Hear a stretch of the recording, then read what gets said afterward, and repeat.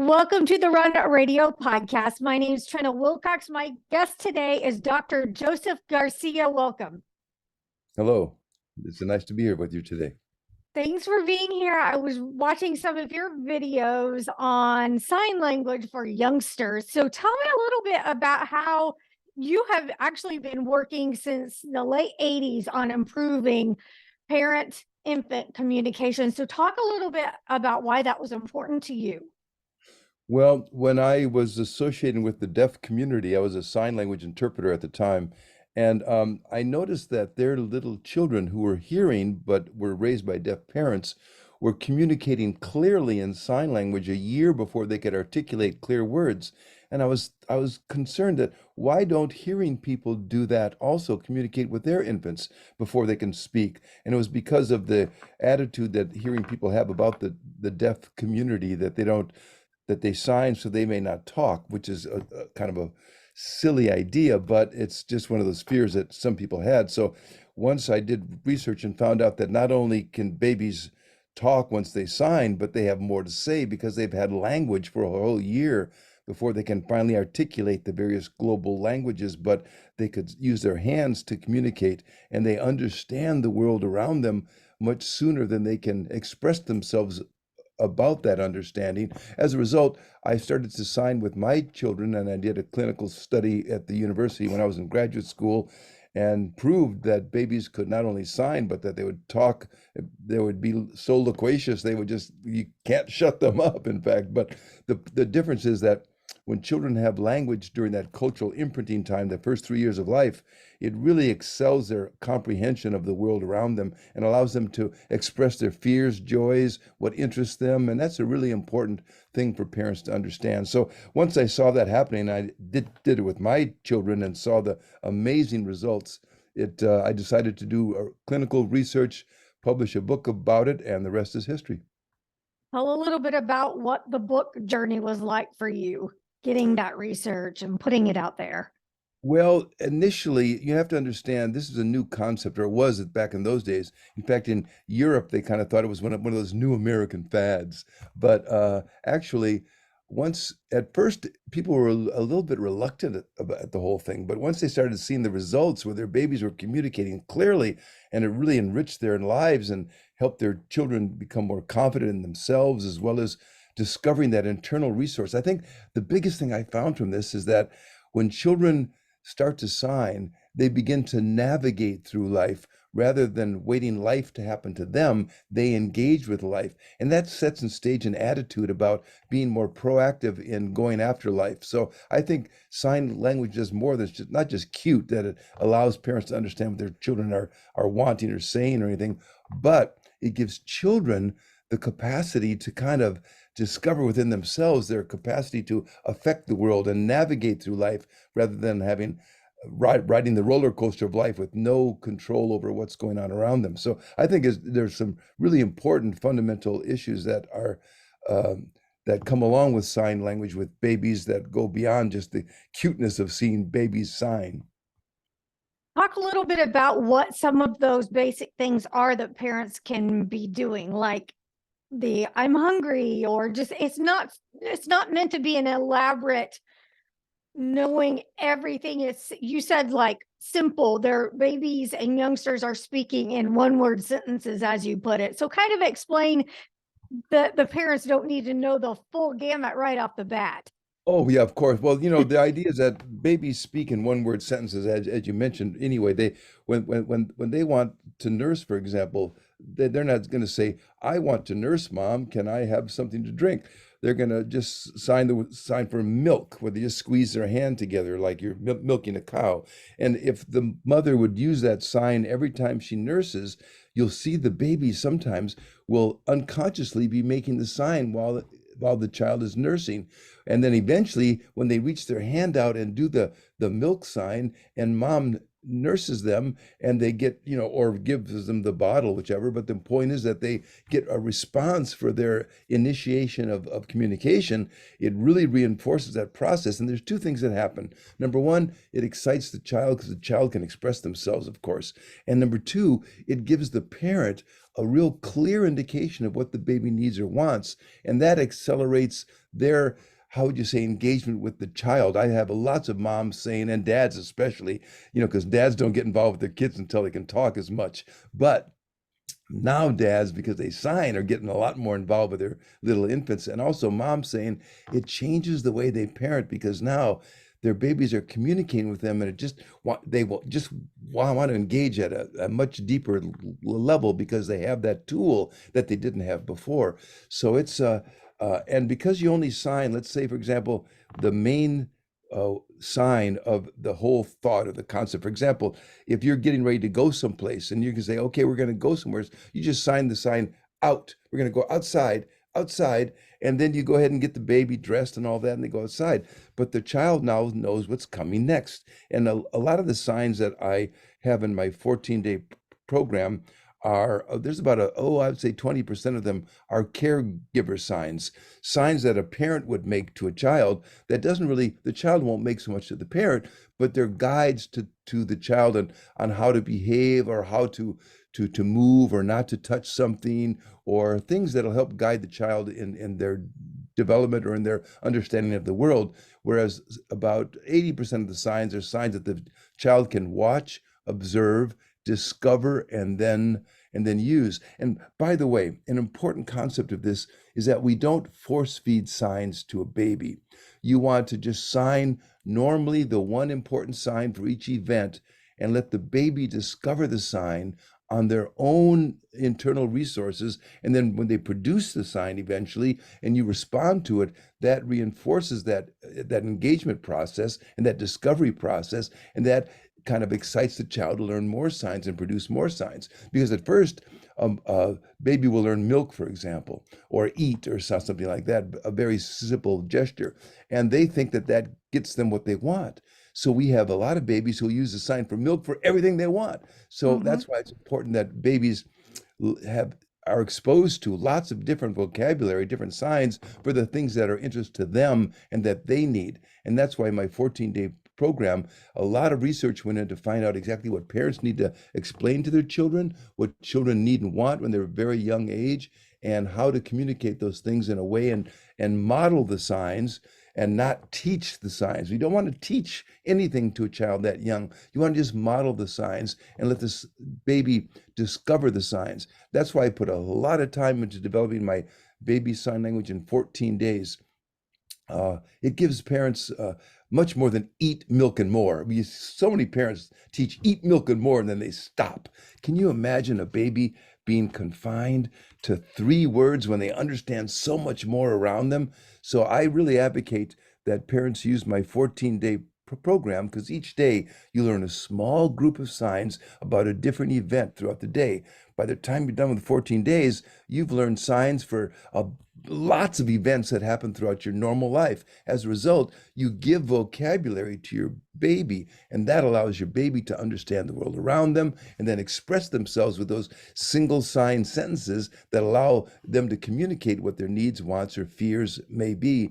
And that allows the parent, of course, to respond more specifically to what that child needs. And that really increases the bond, increases the communication, and everything goes a lot smoother, reduces tantrums, or if you do have a tantrum, the duration is reduced because you have communication. I love that. So I want to go back to the model it and not teach it. In other words, are you saying that it's not a reward type situation where you wouldn't withhold, the food until they make the gestures? That kind of Oh what you're saying, God. like definitely, yeah, you're not training like you would a dog, No, right? no, That's no. what you're getting at. Yeah, No. I strongly suggest that you never withhold care waiting for a baby to sign. Well, That is no. not a here, get a treat, doggy kind of a Yeah. thing. This is a human being who wants to learn to communicate. They are hungry for communication. They don't know how to communicate. Their vocal mechanism hasn't matured to the point where they can articulate the various global languages, but their hands have dexterity enough to make simple gestures. And that's why you don't force feed signs on a child. That's disruptive to their creative and their learning capacity. You want to just model the signs. That's why the 14-day program is so important. It does, when I first created this whole program many years ago, a lot of parents saw it and said, "Oh, this is cute, signing." And people with deep pockets would put together a quick program of a bunch of signs and put it out there on the internet. And I'm going, "Oh my gosh, they're missing the point. They're just Oh, trying to respond to what they see and not what they know." And if you study cognitive development, language acquisition, and how a child learns, then you can put together a program that gives the child the most benefits, gives the parents the most benefit, and still doesn't force feed anything on a child. And that's why the Baby Sign Language in 14-day program is, I think, it's not the biggest program out there, but by far it's the best program out there. And it's, I'm to the age now where I'm not trying to advance my career. I'm trying to leave a legacy now. So we even priced it really low to make most of these programs are over $100 or way out there. One of, I think, Baby Einstein, which doesn't make your child any smarter, is like 300 or some dollars. I don't think that's the way learning should be. It should be free, as far as that goes. But of course, we have some expenses to put everything together. So we try to keep the price really low so that parents can afford it and use it in their everyday lives. But yeah, I think that the 14-day program is designed specifically for busy parents. It allows you to slowly evolve over 14 days, a few signs each day because we're trying to get the parents to learn the signs. The babies are open books. They're ready to absorb and yeah. suck in everything, all the knowledge and information. It's the parents that need to be trained. And that's why the 14-day program is just designed for parents to learn small, digestible groups of signs during different events throughout the day that they do. And within a couple of weeks, you've learned 80 signs, not just 3 or 4. And it's not a real studying process. You just learn 3 or 4 gestures during each event throughout the day. Before you know it, you've got all these signs and your baby's exposed to all this great vocabulary. And as a result, when they start to express themselves, like some typically developing babies, when they start to talk, they'll say, "This is a ball." But the signing babies will say, "Yeah, and it's red and it bounces this high." And they have language. You have to understand, we learn based on the fundamental foundation of what we know, and then we build on that. So when you have a language for a whole year before you begin to speak, once you speak, you have something to say. So because you've been processing language in your head for this whole year, while other babies are cooing and crying and making little gestures, but they're not, and they're hearing the rhythm of our languages and so forth and so on, but they haven't really practiced articulating them. So when they finally do, these signing babies, they tend to garble their speech a little bit more initially because they have so much to say. They know the language. They want everything to come out at the same time.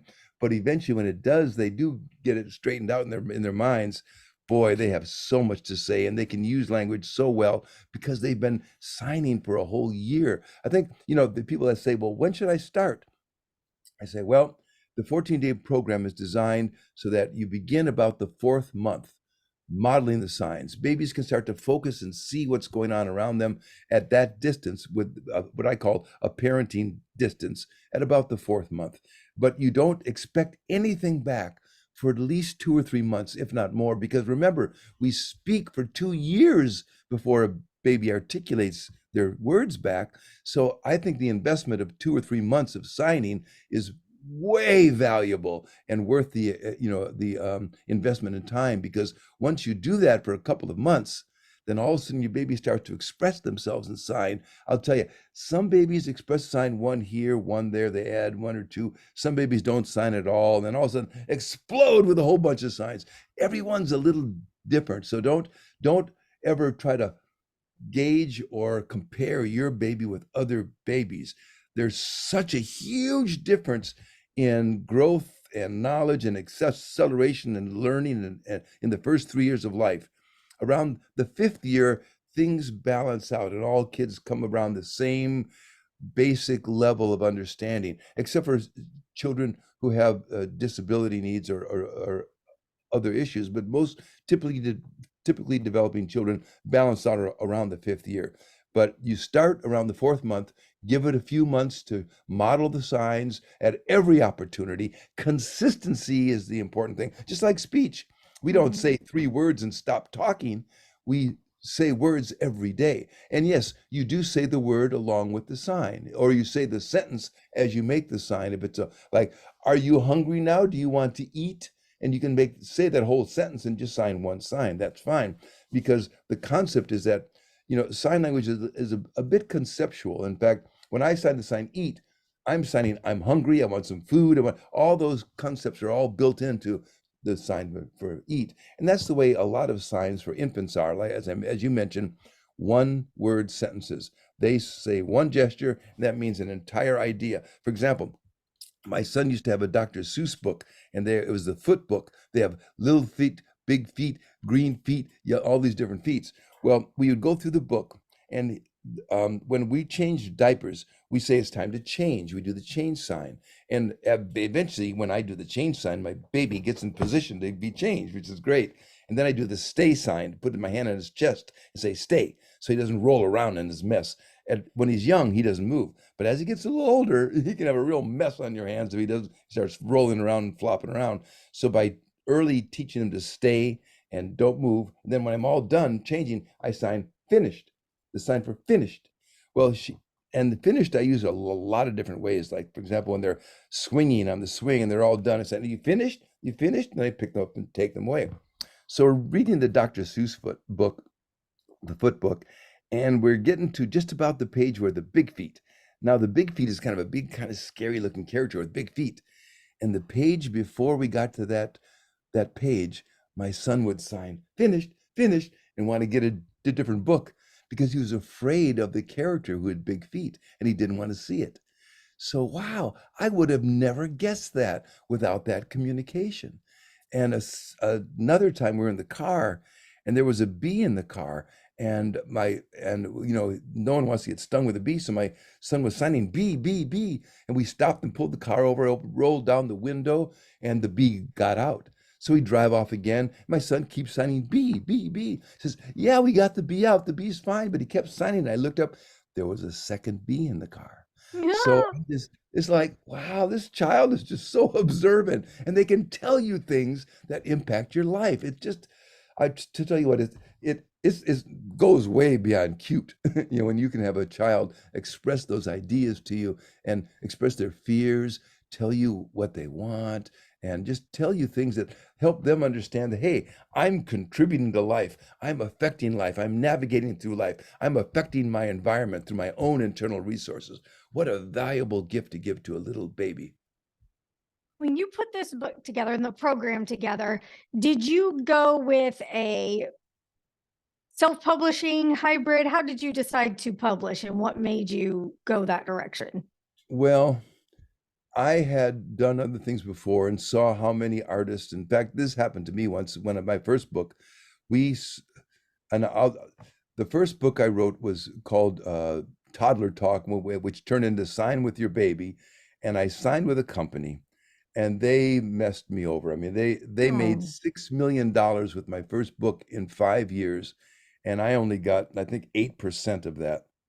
Oh. And then for the last 15 years, they haven't sent me a dime in royalties, and they still sell my first book. But I sold my Harley Davidson and I hired an attorney and I broke the contract with them finally.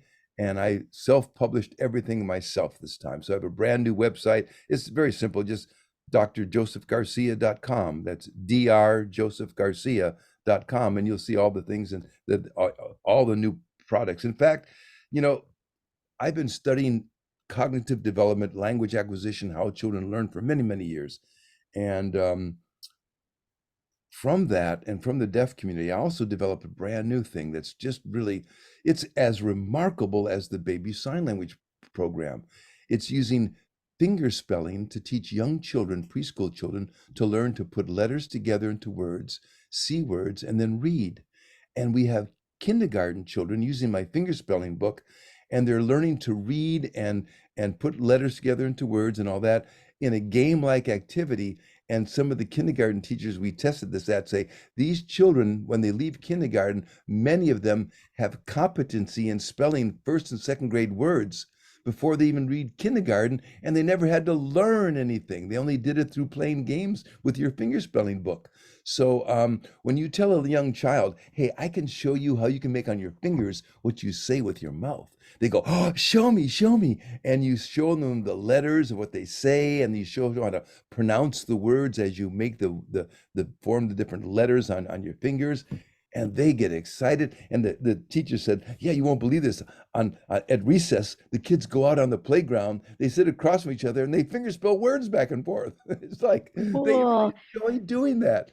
And, when you can take learning and make it fun for young children, you set in pace an attitude about learning that carries throughout their whole life. So I think that some of these early, what I call the cultural imprinting years, those first 3 years of life, when you learn who to, fight or flight, or all those different basic intrinsic and internal mechanisms to survive in the world, to put learning as a fun thing in there is a really important aspect.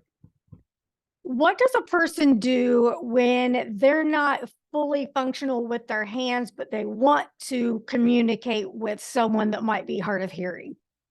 Okay, well, there's two different aspects here. Number one, infants don't have full control of their fingers yet, of course. That's why True. the signs that we use in the baby program are general motion signs. They're not specific, very difficult to make signs. Also, I worked with elderly communities in Alaska for many years, and some of them have arthritis and don't have the capacity to use their hands. What we did was what we call approximation signs. What you have to do is develop a list of the kinds of things you want to talk about that are important to that specific individual. And you can't make um, you can make a general list, yes, but each situation is going to be specific and intrinsic, or specific to that situation. As a result, it's good to develop a list of the things you want to talk about, and then what we call give approximation signs. You can use the same signs as baby signs with elderly people who don't have the full functions, because the signs are simple to make and they're about basic rudimentary needs: washing, eating, going to the bathroom, all the basic functions of life. Identifying people, talking about where your pain is, what to do, what not to do, those kind of things. And I also worked with some scuba people to develop some underwater sign language too, so you don't have to buy a $6,000 set of apparatus for your headgear. And there's so many uses for sign language in loud construction areas, all kinds of reasons too. And being an ex-military person, sign language is also useful in various combat situations also. But yeah, and speaking of the military, I also developed a complete comprehensive diagnostic course in medical communication in American Sign Language, also for the healthcare industry. That took about, oh gosh, several years working with the deaf communities from around the nation and physicians from around the country. I also have a medical background also when I was in the military. And I put together a comprehensive course in diagnostic ASL, American Sign Language, for the healthcare profession, so they can directly communicate with deaf patients. And that's all finished, ready to go. And I'm trying to raise the money right now to distribute it free to the entire country and Canada, because they also use ASL too, American Sign Language. So we're trying to get that finished up and give it away to free to the entire country. Again, it's not about career advancement, is about legacy. We're trying to Yeah. make an improvement in the human condition before we leave the earth. So Metasign, if you go to our website, drjosephgarcia.com, click on Metasign. Any hospital, clinic, doctor who wants to improve their communication with the deaf can have a free download course. A complete comprehensive course in medical sign language covers everything from internal problems, car accidents, domestic abuse, anything that you want to talk about with a patient is in that course. Excellent. What are some of your personal interests that you love doing before we close? Share a little bit about yourself. Well, I've been a musician most of my life. I ran into a magician when I was 17 years old, and he knocked my socks off. I said, I got to learn to do that. So I studied with him for a couple of years and became a magician myself because I work with so many kids and young people all the time. I decided to study, the art of prestidigitation. So I learned to be a magician, and I've been a magician for about 50 years now. So I do lots of shows for kids and stuff, and adults too, but mostly kids. And music, my father made me learn four instruments: a string instrument, percussion instrument, wind instrument, and a piano. So I make all the music for my websites too. It's kind of fun to record the different tracks and put them on top of each other, and make it kind of unique and different. But I like music, magic. I like to ski and snowboard and ice skate and rollerblade. And I don't skateboard anymore because I'm 73 and I'm afraid of breaking bones. But I still do a lot of what they call the steep and deep. I like to real steep snow and deep snow up on the mountains. I do at Mount Baker here in Washington State. I do a lot of snowboarding and skiing there. I used to be on the ski patrol in the Alps in Europe for a while when I was a young man. So I really like to ski and ice skate and those kind of winter sports. I used to have a dog sled team. In fact, if you go to my website, drjosephgarcia.com, and look under news, you'll see me running my dog team up in Alaska. And there's also, you'll see also, I got a chance to meet Jane Goodall, and I got a chance to sign with chimpanzees for a while. I hung with them and Oh, had neat. conversations. That's on the website too. You can see that under news on drjosephgarcia.com. You'll see me signing with chimpanzees, and we're grooming each other and talking to each other. It's amazing. I'll tell you what, talk Excellent. about an epiphany experience. When you have a conversation with a chimpanzee, life changes forever. The animal kingdom is a different world for me now after I've had a conversation with a chimp.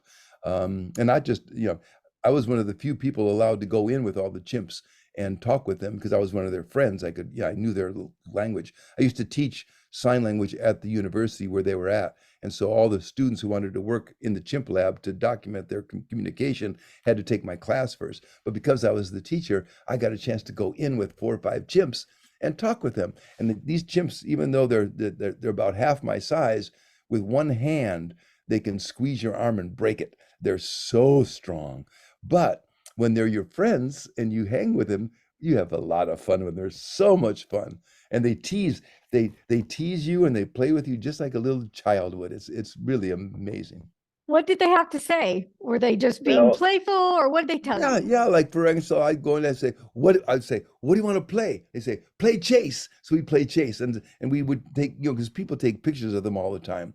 So I went to an old photography, but I used to have a dark room, and I was into photography for a while. So I brought some old cameras into the chimp lab, and I gave each chimp a camera to play with because they always see people taking pictures of them with cameras. So they wanted to play camera sometimes. So I'd bring them cameras, and we take pictures of each other. They pretend to take pictures and stuff. And one time, oh, this is the great time. I asked them. I said, "Hey, I was teasing the chimps one time. I said, I'm going to go get food for me, not you." And there's this sign. This is a sign for dirt. When they go in the cage, we have to clean it up, and we use the sign dirt to mean the stuff that they drop in the cage, and we clean that up. So when I said I'm going to go get food for me and not you, the chimp pointed at me and signed dirt, dirt, dirt. So he was cursing at me. He was calling me poop if Oh I my didn't get food for him. It gosh, was so funny. It was just, oh my God, that's that is amazing. great. And so I said, no, I'm just teasing, teasing, teasing food for you. And then he got really excited and jumped up and down and everything. So it was just, I mean, they're just like little tiny kids, they're just, even though they're like 4 years Yeah. old, they have the same emotions as a little child. They want to play. They get really emotional. They get really excited. And, uh, and again, one of them even challenged me once. They jumped up on me and put their teeth right in my shoulder, getting ready to Ooh. chew down on that bone there. And I looked at him and I showed him my teeth and I growled and I signed no, no bite, no, no bite. And so he dropped down. After that, I never had a problem with that chimp again. In fact, we became really good friends.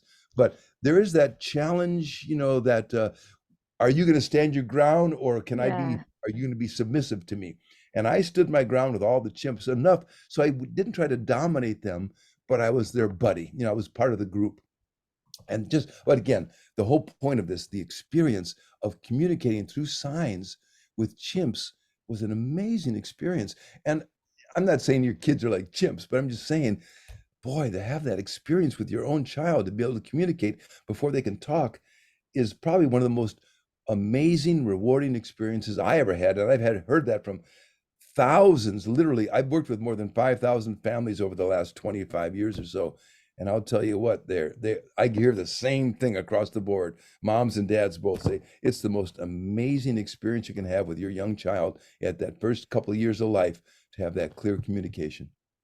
Very neat knowledge. Thank you so much for sharing. Tell people one last time where they can go find out all about you and your program. drjosephgarcia.com. It'd be DrJosephGarcia.com, drjosephgarcia.com. And there's a bunch of buttons there. You can see the fingerspelling book, the baby sign language stuff, the chimpanzees under news, and there's a whole bunch of really interesting articles. This podcast will be on there at some point on the website, along with all the other podcasts and other things I've done around the world. I travel a lot. I've been flown to France and to England to help promote my programs over there, and Japan. Although I went to France to promote it in Japan because the Japanese met me in France to try to do, and then they stole my stuff too and didn't give me any royalties. But they, Oh oh yeah, I've been stepped on so many times. It's just, but being number one, an author, being a minority author, I'm Potawatomi, Nigerian, and Scottish. Talk with a Hispanic last name. Talk about a hodgepodge of, no. of Yeah. things. Yeah. But I was born and raised in Wisconsin, lived in the bush of Alaska. Now I live out in the Pacific Northwest in the forest, and travel around. And I'm starting to travel again a little bit. In fact, right now I'm helping raise grants for the Northwest Indian College. It's a indigenous 4-year institution here in the Bellingham area. It's a great university for indigenous students, and I've been helping them raise grants these days, as well as promoting my programs and things too. But more importantly, again, it's legacy time. You got to leave something Yes. behind. So I do believe you're doing that. I'm Thank trying you to. very I'm trying much. to. Yeah, yeah. Come back anytime. Thank you for inviting me to your show. I appreciate it. Thank you.